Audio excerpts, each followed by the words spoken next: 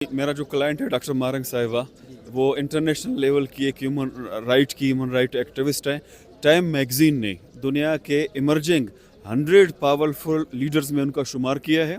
Nobel peace prize के लिए अब वो नॉमिनेट हुई हैं।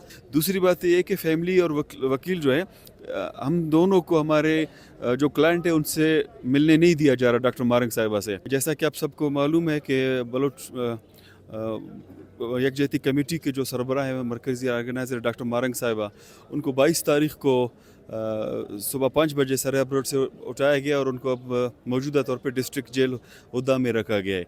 आज हमने एक कॉन्स्टिट्यूशनल पिटीशन इस हवाले से फ़ाइल की थी, जो कोर्ट नंबर 3 में ऑनरेबल जनाब जस्टिस रोज़ी खान बड़िच साहब और शौकत रखसानी साहब के सामने फ़िक्स था। उन्होंने हमारे दलाइल सुने, हमारी कच्ची पेशी थी, पहली पेशी थी, तो उसको एडमिट करते हुए नोटिस भी कंसर्न पार्टीज़ को जारी कर दिए। चूँकि प्रोसिक्यूशन डिपार्टमेंट से प्रोसिक्यूटर जनरल भी और एडवोकेट जनरल ऑफ बलूचिस्तान सब मौजूद थे, वो आए बिफोर द कोर्ट। उन्होंने भी अपनी हद तक कुछ बातें की, तो एक हफ्ते का टाइम दे के कोर्ट ने उनसे कहा कि हमारे खिलाफ जो एलिगेशंस वो समझते हैं कि अगर कुछ है तो वो बिफोर द कोर्ट अपने पैरावाइज कमेंट्स में ले आए और उन एलिगेशंस को साबित करें।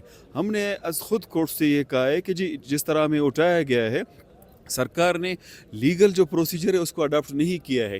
हमें मालूमात दी जाए कि आया हमें 3 MPO में रखा गया है, क्योंकि 3 MPO का भी एक प्रोसीजर होता है, उसको फॉलो नहीं किया गया है। और आया अगर हमारे खिलाफ कोई false fabricated FIR so called जो उनकी हिस्ट्री रही है बनाए हैं क्या नहीं बनाए, अगर ऐसा कुछ भी है तो हमें बताया जाए। लग ये रहा है कि हमारी एक्टिविटीज़ से जो ह्यूमन राइट्स के हवाले से खौफजदा होकर उन एक्टिविटीज़ को रोकना चाहते हैं, इसलिए हमें डिटेन किया गया है। फ़िलहाल एज सच हमारे पास कोई एलिगेशंस नहीं है और हमें पता भी नहीं है और ना ही बताया जा रहा है कि हमें क्यों उन्होंने वहाँ पे रखा है।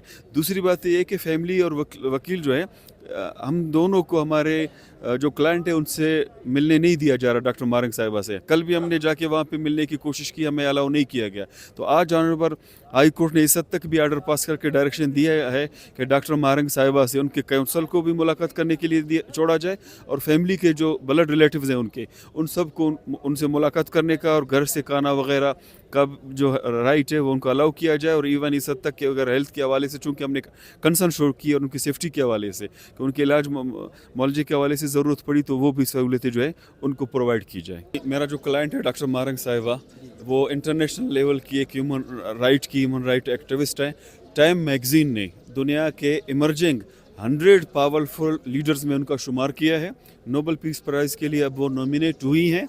BBC ने भी उनको 100 पावरफुल इन्फ्लुएंशियल पर्सनालिटीज़ में शुमार किया है। तो दहशतगर्दी की बात ही नहीं बनती अगर दहशतगर्दी आप कहें, क्योंकि एंटी स्टेट पूरी दुनिया उनको मानती है, उनकी एक्टिविटीज़ को मानती है। वो क्या कह रही है कि एक्स्ट्रा जुडिशल किलिंग्स ना हो, इनफोर्स डिसिप्लिन का शिकार किसी को ना किया जाए।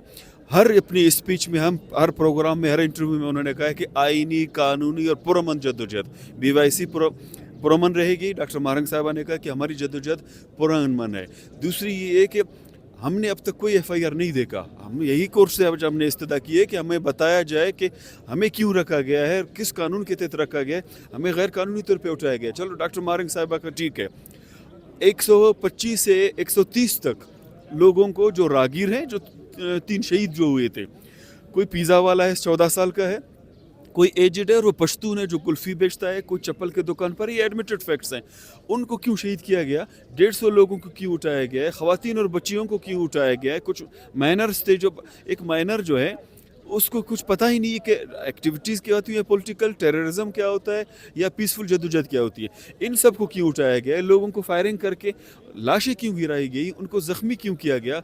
कल कराची में जो कुछ हुआ है, सिविल सोसाइटी तो वहाँ पे समीदीन साहिबा के तो साथ थी, यहाँ पे civil society, human rights commission, ये तमाम ने डॉक्टर मारंग साहिबा के हक़ में स्टेटमेंट्स दे के उनके जो जद्दोजहद है उसको एडमिट किया है। आपने देखा होगा इंटरनेशनल जो ह्यूमन राइट्स के इदारे हैं, ट्रांसपेरेंसी इंटरनेशनल है, इवन UN के इदारों ने कहा कि हम इसको पुट करेंगे। मलाला यूसुफजई ने स्टेटमेंट दिया है, वो जो एनवायरनमेंट के लिए एक्टिविस्ट है, खातून, मैं नाम भूल गया, मार्गरेट है, उन्होंने स्टेटमेंट तक जारी किया है। तो दुनिया ने जहाँ पे हकीकी जद्दोजहद को मानते हैं, आईनी और कानूनी जद्दोजहद को मानते हैं, उन्होंने कहा कि हमारी जो जद्दोजहद है वो तो एक पीसफुल जद्दोजहद है और वो एक लेजिटिमेट जद्दोजहद है। दहशतगर्द तो मेरा ख्याल वो है जो इस तरह की एक्टिविटीज़ कर रहे हैं। Thank you. Thank you ji.